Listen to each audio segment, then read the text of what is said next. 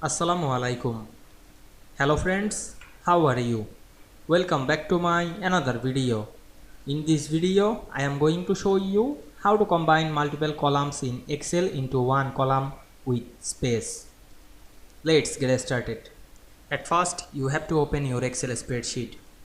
We can see there are many data. Now we want to combine these multiple columns into one column with a space. At first, select another cell, then write a formula. Firstly, write is equal to on your keyboard, then select the first value and write and on your keyboard, then write inverted comma, then make a space. Right, press a space on your keyboard, then again write inverted comma and write and then select the second value, then press enter.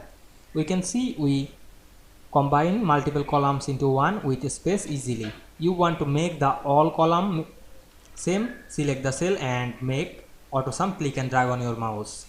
I hope you enjoyed my video. Please like, comment, share and subscribe my channel. Thanks for watching.